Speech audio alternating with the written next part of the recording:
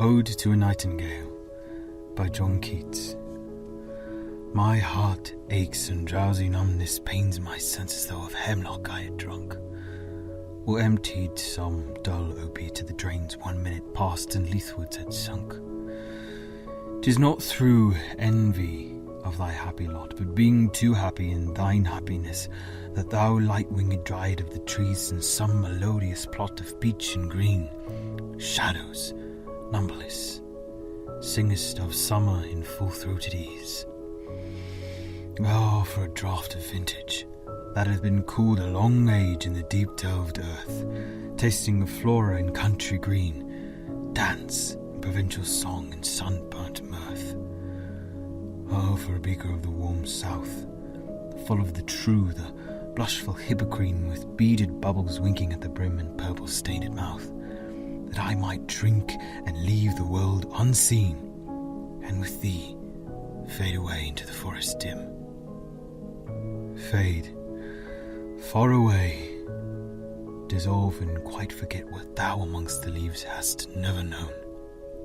The weariness, the fever and the fret, here where men sit and hear each other groan, where palsy shakes a few sad last grey hairs, with youth grows pale and spectre thin and dies, where but to think is to be full of sorrow and leaden eye despairs, where beauty cannot keep her lustrous eyes, or new love pine at them beyond tomorrow.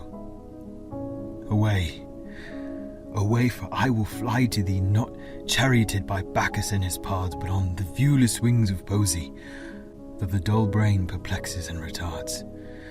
Already with thee, tender as the night and happy the queen moon is on her throne, clustered round by all her starry face. But here there is no light, save what from heaven is with the breezes blown, through verdurous glooms and winding mossy ways. I cannot see what flowers are at my feet, nor what soft incense hangs upon the boughs, but in embalmed darkness guess each sweet, where within the seasonable month endows the grass, the thicket and the fruit tree wild, white hawthorn and the pastoral eglantine, fast fading violets covered up in leaves, and mid-May's eldest child, the coming musk rose, full of dewy wine, the murmurous haunt of flies on summer's eves.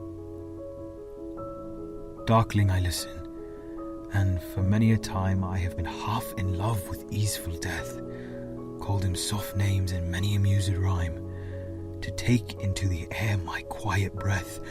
Now more than ever seems it rich to die, to cease upon the midnight with no pain, while thou art pouring forth thy soul abroad in such an ecstasy.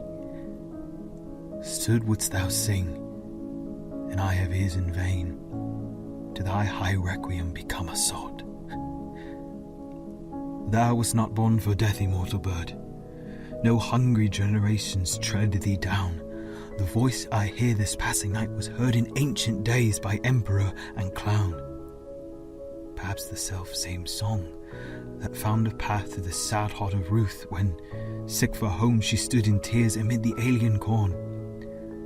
The same that oft times hath charmed magicked casements, opening on the foam of perilous seas and fairy lands forlorn. Forlorn. The very word is like a bell to toil me back from thee to my sole self. Adieu. The fancy cannot cheat so well as she is famed to do, deceiving elf. Adieu. Adieu, thy plaintive anthem fades past the near meadows, over the still stream, up the hillside, and now 'tis buried deep, and the next valley glades. Was it a vision, or a waking dream? Fled is that music. Do I wake or sleep?